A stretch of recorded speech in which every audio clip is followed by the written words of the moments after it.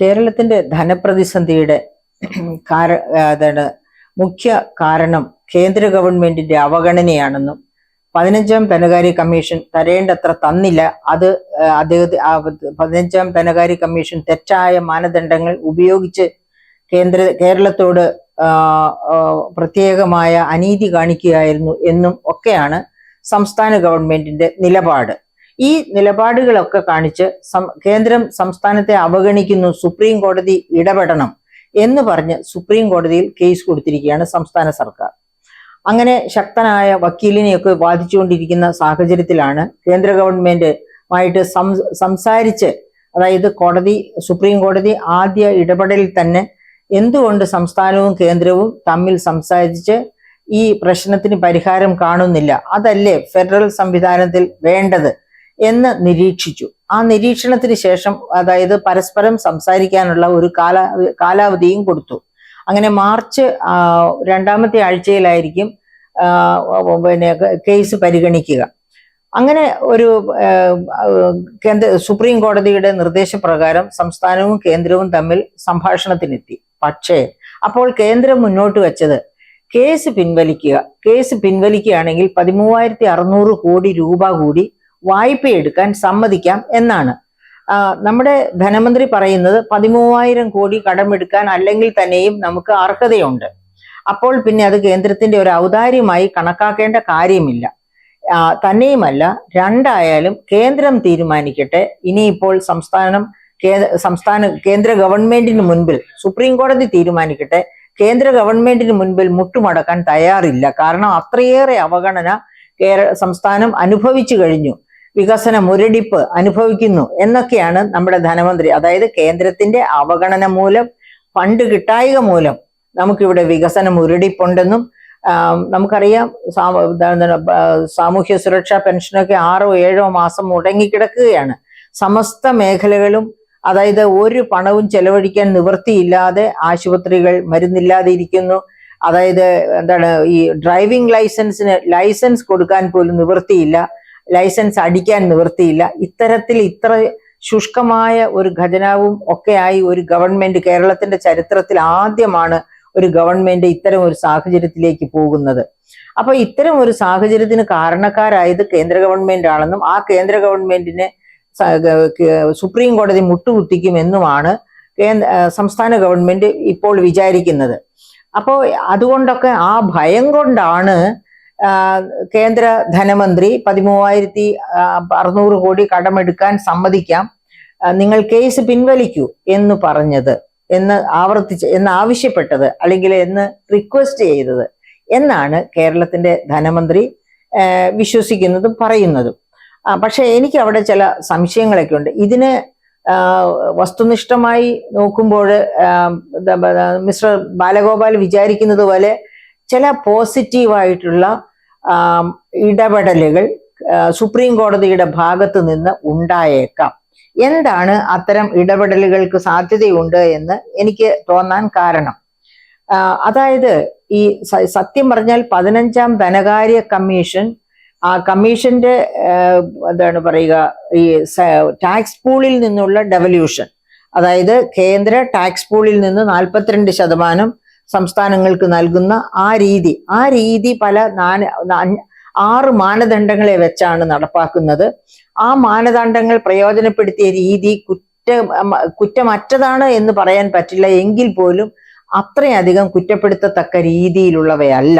പക്ഷേ അവിടെ ഒരു സാധ്യത തെളിഞ്ഞു വരുന്നത് എന്താണെന്ന് വെച്ചാൽ, അതായത് 14ാം ധനകാര്യ കമ്മീഷൻ ഈ സെൻട്രൽ പൂളിൽ നിന്ന് സംസ്ഥാനങ്ങൾക്ക് കൊടുക്കേണ്ട വിഹിതം 32% നേരത്തെ, അതായത് 13ാം ധനകാര്യ കമ്മീഷൻ വരെ.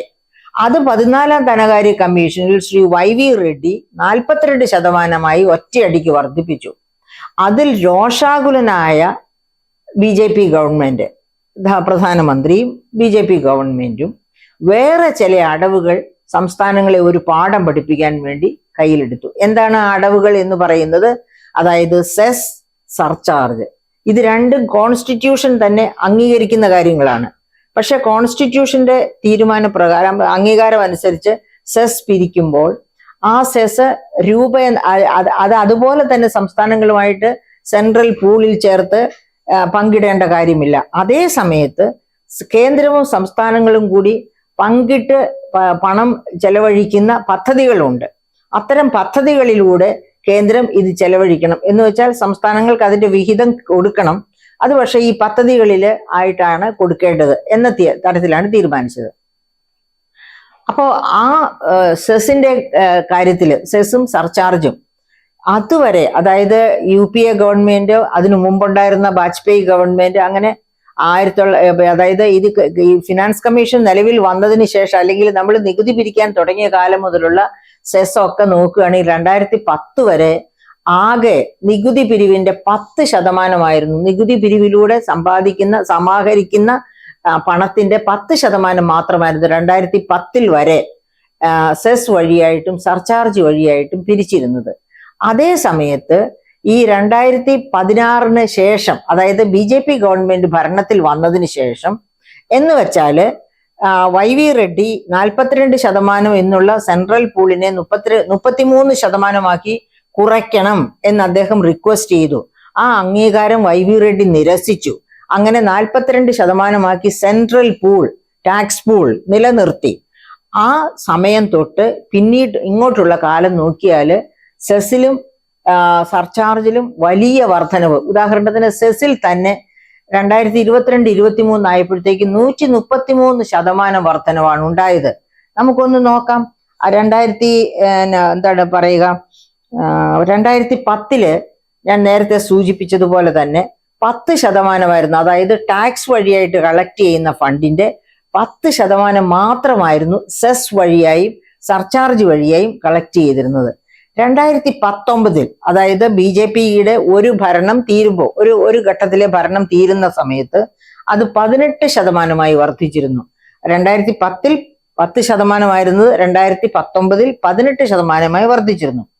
തീർന്നില്ല, 2023 ആയപ്പോഴത്തേക്കും അത് 28.1%, അതായത് നികുതി മാർഗത്തിൽ സമാഹരിക്കുന്ന പണത്തിന്റെ 28.1% സെസും സർചാർജും വഴിയായിട്ട് സമാഹരിക്കുന്ന ഒരവസ്ഥയിലേക്ക്, അതായത് നരേന്ദ്രമോദിയുടെ ഭരണകാലത്ത് സെസ് വഴിയും സർചാർജ് വഴിയും സമാഹരിക്കുന്ന പണം വളരെ കൂടുതലായിട്ട് ഉയർന്നു. അത് ആ പെർസെൻറ്റേജ് തന്നെ 10 നിന്ന് 28.1% ഉയർന്നു.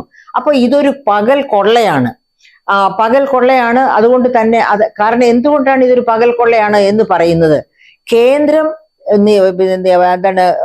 ഇമ്പോസ് ചെയ്യുന്ന നികുതി, അതിന് മുകളിൽ സെസ്, അതുകൂടാതെ സർചാർജ്, ഇതെല്ലാം കഴിഞ്ഞതിന് ശേഷം വേണം സംസ്ഥാനങ്ങൾ ഉൽപ്പന്നങ്ങളിലായാലും വ്യക്തികളിലായാലും നികുതി, സെസ്, സർചാർജ് എന്നിവയൊക്കെ ചുമത്താനായിട്ട്.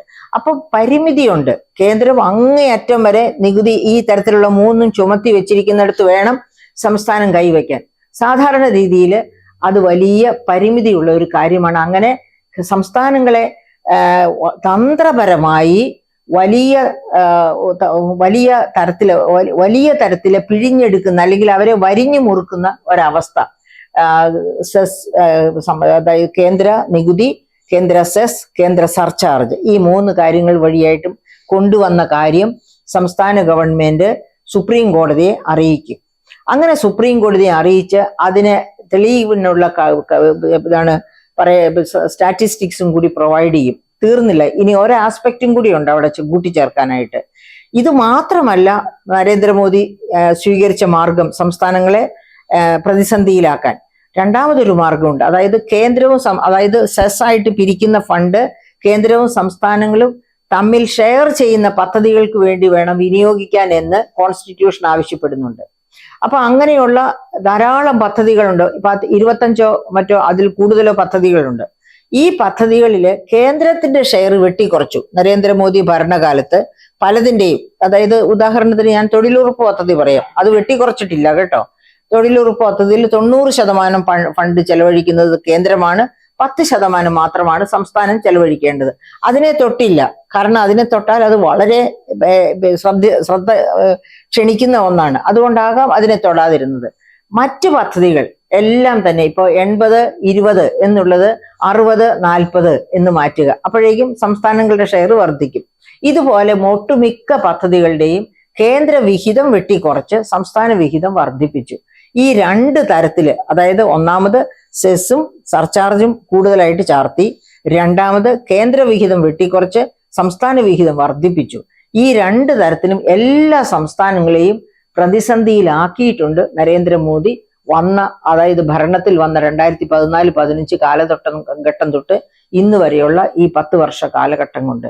അപ്പൊ ഇക്കാര്യം കൃത്യമായി സുപ്രീം കോടതിയെ അറിയിക്കാൻ സംസ്ഥാന ഗവൺമെന്റിന് കഴിഞ്ഞു എന്നുണ്ടെങ്കിൽ തീർച്ചയായിട്ടും സുപ്രീം കോടതി ഇടപെടും.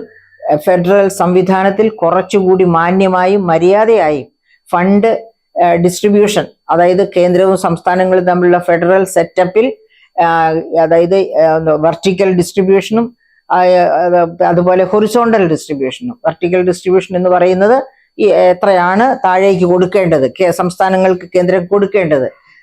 ഹൊറിസോണ്ടൽ ഡിസ്ട്രിബ്യൂഷൻ എന്ന് പറഞ്ഞാൽ ഈ കൊടുത്ത തുക എങ്ങനെയാണ് ഈ 28 സംസ്ഥാനങ്ങൾ യൂണിയൻ ടെറിട്ടറികളുമായിട്ട് പങ്കിടേണ്ടത്.